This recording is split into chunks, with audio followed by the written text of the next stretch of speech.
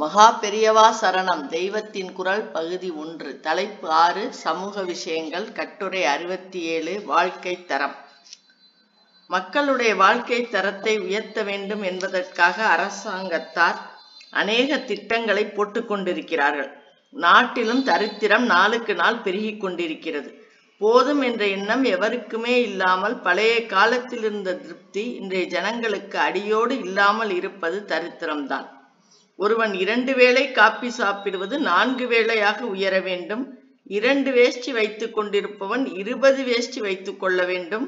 இதுவே வாழ்க்கை தர உயர்வு என்கிற அபிப்பிராயம் வளர்ந்தால் அது பெரிய தப்பு.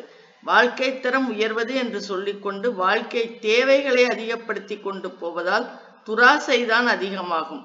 எத்தனை சம்பாதித்தாலும் போதாமல் நாட்டில் தரித்திரம்தான் மிஞ்சும்.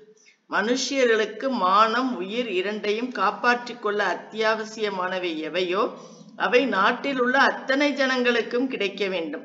இவற்றை சர்க்காரே சகலருக்கும் கிடைக்க செய்ய வேண்டும். அதற்குத்தான் திட்டம் ஒழுங்கு எல்லாம் வேண்டும். அப்படிப்பட்ட நிலை ஏற்பட வேண்டுமானால் வசதி உள்ளவர்கள் கூட நாட்டில் இருக்கும்படியான பரம ஏழை எப்படி வசிக்கிறானோ அப்படி வசிக்க பிரயத்தனம் பண்ண வேண்டும். அவன் குடிசையில் இருந்தால் இவனும் குடிசையில் இருப்பது, அவன் கஞ்சி குடித்தால் இவனும் கஞ்சி குடிப்பது என்று சௌகரியம் இருக்கிறவர்களும் கூட தங்களிடம் பணம் இருக்கிறது என்பதால் தேவைக்கு மேல் அதிகமான வசதிகளை எல்லாம் பெருக்கிக் கொள்ளாமல் வாழ வேண்டும். வசதி இருக்கிறது என்று இவர்கள் பண்ணுகிற சுகஜீவன காரியங்கள் எல்லாம் அபரிகிரகம் என்று பெரிய தர்மத்துக்கு விரோதம்தான். இந்த தோஷம் வந்து விட்டால் ஈஸ்வர அனுகிரகம் கிடைக்காது. மனுஷிய ஜென்மா பிரயோஜனம் உள்ளதாக ஆக வேண்டுமானால் நமக்கு ஜீவிப்பதற்கு அத்தியாவசியமாக எவ்வளவு தேவையோ அதற்கு மேல் ஒரு இம்மி கூட விரும்பக்கூடாது. இதுவே அபரிக்கிரகம். வசதி இருக்கிறது என்றால் அதை கொண்டு கஷ்டப்படுகின்ற இதர குடும்பங்களுக்கு அத்தியாவசிய வசதியை கூட பெற முடியாதவர்களுக்கு உதவி செய்வதுதான் நியாயம், தர்மம், புண்ணியம். அதுதான் ஒருவனுக்கு மோட்சத்தை அளிக்கும்.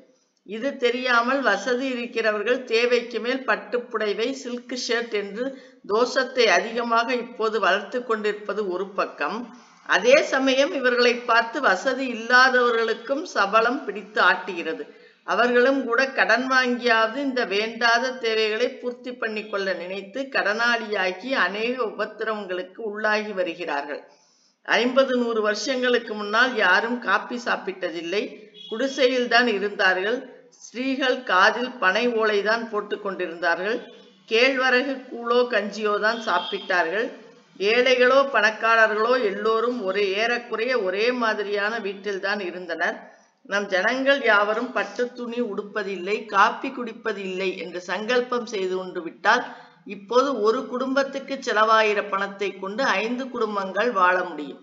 தேவை என்று ஒன்றை ஏற்படுத்தி கொண்டு விட்டோமானால் அப்புறம் அதை பூர்த்தி செய்து கொள்ளும் ஓயாத பிரயாசை ஏற்படத்தான் செய்கிறது. இது திருப்திக்கும் சாந்திக்கும் பங்கம்தான். போதுமென்ற மனமே பொன்னான திருப்தியை தருவது. சமீப காலம் வரை படோடோப வஸ்துக்களாக இருந்த ரேடியோ, ஃபேன் மாதிரியானவற்றை கூட இப்போது அவசியமாக்கி கொண்டு இவை கிடைக்கவில்லையே என்று தாபப்படுவதும் அதிருப்திப்படுவதுமாக இருக்கிறார்கள்.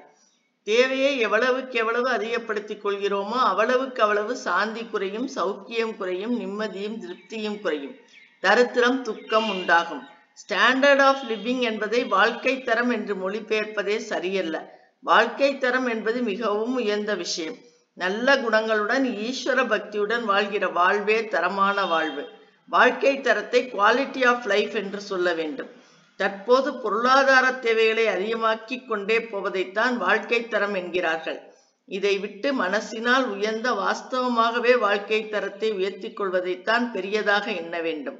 நான் சொல்லி ராஜாங்கத்தார் கேட்கப் போவதில்லை. ஆனாலும் எனக்கு தோன்றுவதை சொல்லத்தான் வேண்டும். நம் ஜனங்களுக்கு நிஜமாக நல்லது செய்ய வேண்டும் என்றால் இப்போது பொருளாதாரக்காரர்கள் வாழ்க்கை தரம் என்று எதை சொல்கிறார்களோ அதை குறைப்பதற்கு இறக்குவதற்குத்தான் திட்டம் போட வேண்டும், உயர்த்துவதற்கல்ல. ஹர ஹர சங்கர, ஜெய ஜெய சங்கர, காஞ்சி சங்கர, காமகோடி சங்கர.